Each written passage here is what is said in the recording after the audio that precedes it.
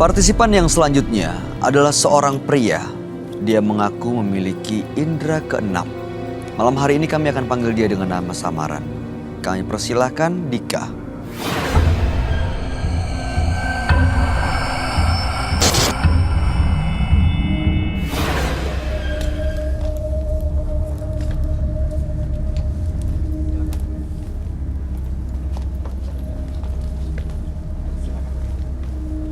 Silakan Pak.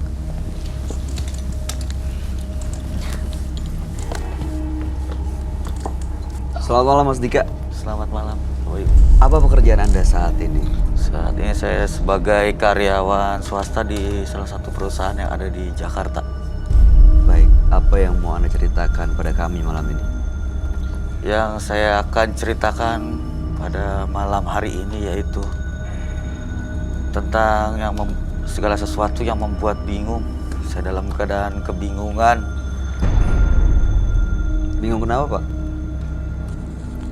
Ada yang mengatakan, ada yang mengikuti di badan saya, di tubuh saya satu sosok leluhur atau jenis apa, makanya saya bingung.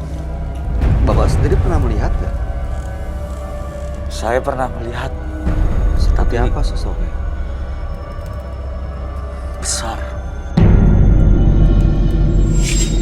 Sebesar, tinggi, besar sekali. Bentuknya apakah seperti gondorwo yang berbulu atau nggak tahu ya, saya belum pernah ngeliat. Tapi dari beberapa kali Roy menggambarkannya tuh ada yang berbulu, ada yang besar, ada yang rambut panjang, baju putih, baju hitam. Seperti apa yang Bapak Dika lihat? Itu seperti semacam gambarannya yang saya lihat, bentuknya seperti jin-jin yang ada di televisi pakaiannya. Dan dia mengaku jin dari ngomong. Itu ketemu secara langsung atau datang di dalam mimpi? Itu antara sadar dan tidak. Jadi pas ketika saya sedang tidur tapi sadar ketika itu. Karena pas ada satu dialog antara saya dan jin yang mengaku dari dan saya tidak percaya. Dia itu sempat memegang perut saya untuk membuktikan. Percaya kan bahwa saya dari dan disitulah saya terasa bangun dari tidur saya. Itu kan antara sadar dan tidak. Padahal saya baru saja itu kita sebelum tidur minum atau bersih-bersih. Atau seperti itu. Itu dialognya pakai bahasa apa ya? Bahasa kita sehari-hari seperti biasa. Dia bener Dia bahasa mengakunya. Indonesia Bahasa gitu maksudnya. bahasa Indonesia. Oh. Iya. Oke. Dan Awal merasa mulai diikuti itu sejak kapan, Pak?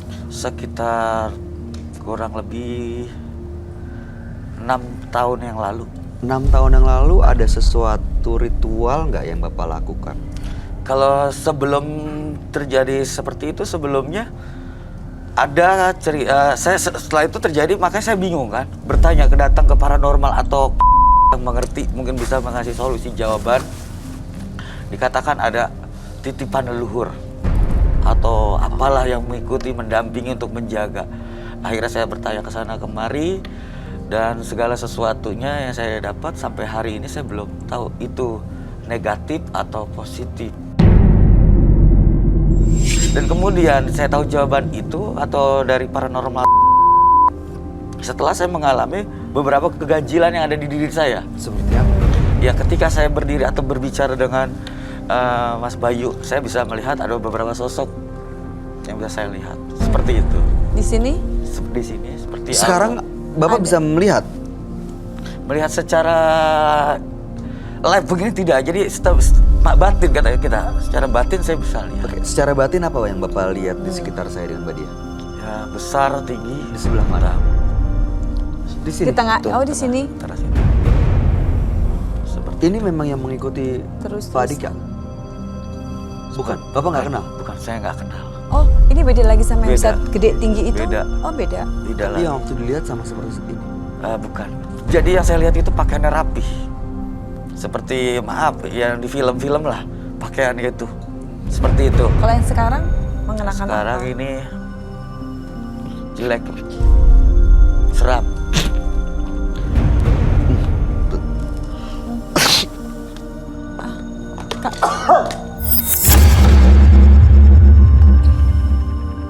Ada Ada apa? Kayak gatel di hidung, kayak mau tiba bersin gitu. Ada yang Bapak masih lihat sosok itu di sekitar? Apa masih Dekat ada saya, di bergerak. Oh, dia di sana, dia ke sana sekarang. Jalan bergerak. Pas ketika Mas Bayu bergerak, mereka kaget terus. Oke. Oh, dia ke sana. Baik, Pak Dika, apa tujuan Bapak datang ke Menembus Mata Batin? Saya ingin mengetahui sejenis sosok ini jangan sampai seperti yang sudah-sudah yang kita saksikan, teman-teman saudara kita akan membawa dampak buruk sebelum terjadi suatu dampak buruk buat keluarga terutama. Makanya saya ingin bertemu dengan Kak Roy melalui acara ini sebelum terjadinya korban seperti yang sudah-sudah kita ketahui. Pernah ada korban di keluarga? Seperti apa? Kalau gitu? bentuk korban di keluarga tidak. Jadi ketika misalkan maaf pada waktu masa transisi kita sebelum kerja, namanya pengangguran hanya dilihat sebelah mata dan lain sebagainya, itu orang dikatakan orang yang sombong ketika punya, dan kita sedang tidak punya, orang meremehkan kita.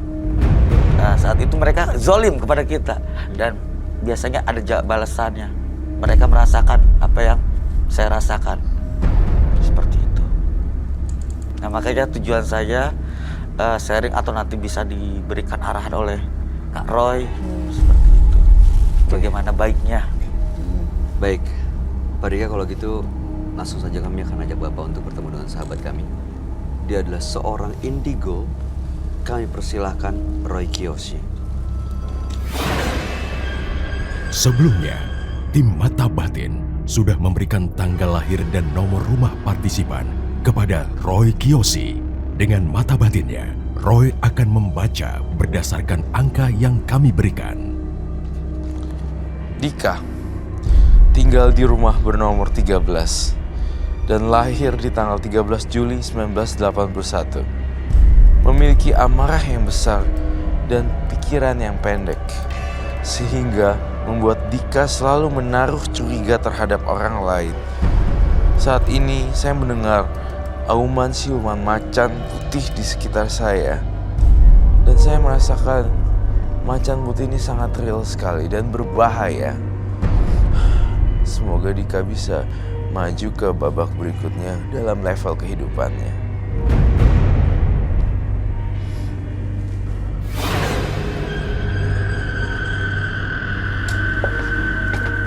Selamat malam. Malam. Silakan duduk.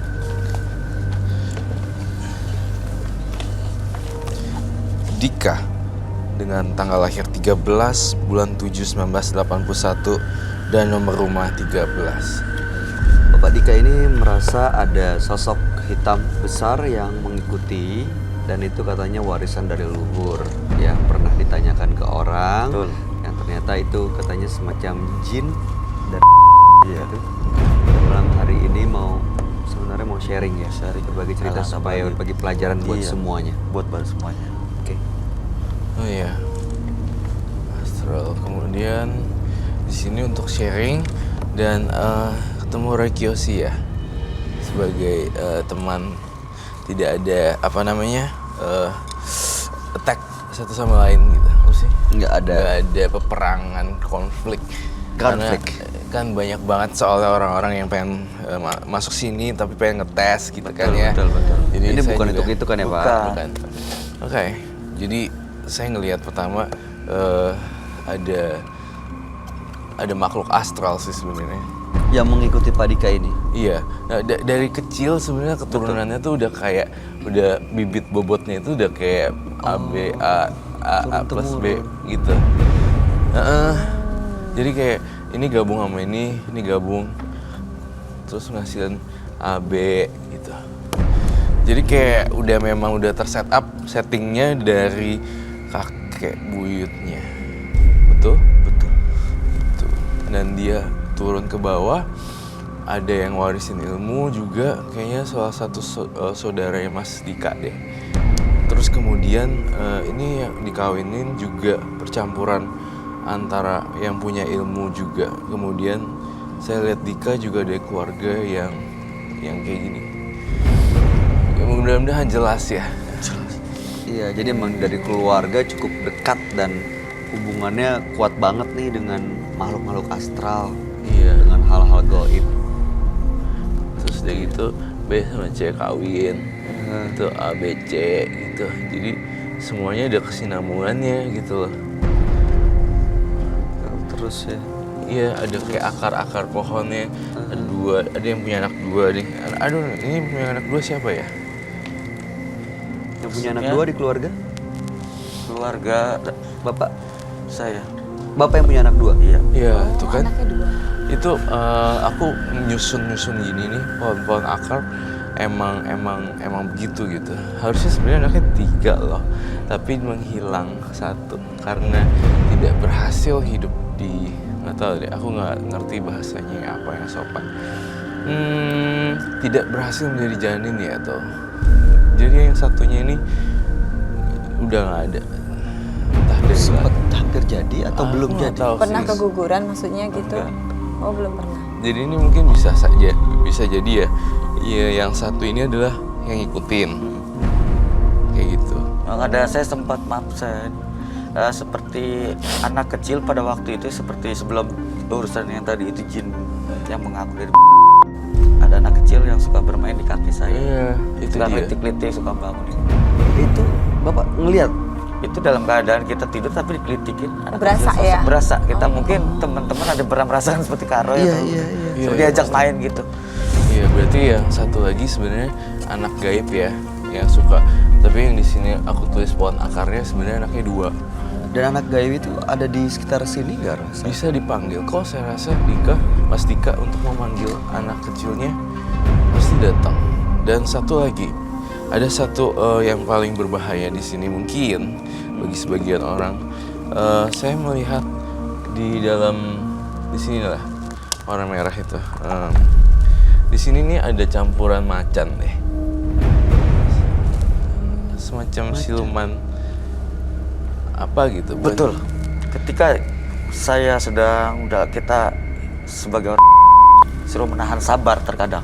Apapun yang kita rasakan kita harus sabar. Tapi terkadang kita suka membatasi, bahkan sebenarnya kita tidak membatasi.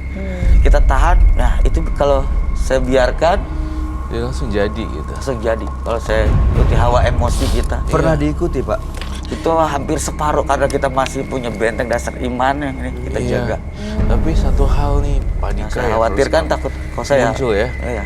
Nah, Mas Dika sendiri yang kalau saya jelaskan, kalau dia terancam nih dengan orang atau statement bikin dia tersinggung, tiba-tiba dia berubah langsung gitu, kayak macan. Maksudnya dari dalam tubuhnya tuh nggak terima teman-temannya, misalnya kayak Mas Dika nggak ada apa-apa Sakit loh, hati gitu. lah Kayak gitu gitu ya. ya. Maaf ya, ini Meremehkan. cuma contoh ya. Dika ngapain sih kesana lah, ngapain? Orang nggak punya. Itu dia akan makhluknya marah. Oh, saat dia marah dan tersinggung menguasai Mas Dika ini. Iya. Tapi nggak salah di Mas Dika tahu, soalnya Mas Dika itu orangnya baik. Hanya saja teman-temannya yang posesif gitu loh. Itu nggak boleh diganggu majikan gue gitu. Datangnya dari mana, Roy?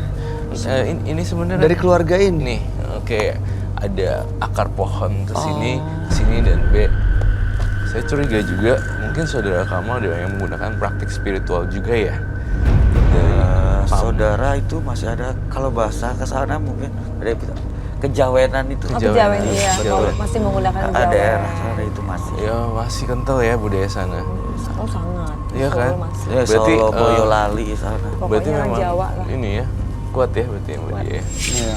Kejawennya. kejawennya. Berarti memang nggak bisa disalahin juga. Emang udah oke lah. Gitu. Buat aku sih nggak masalah. Gitu. Tapi kalau dibiarin, ya selama ini mungkin masih kuat ya Bapak Dika untuk menahan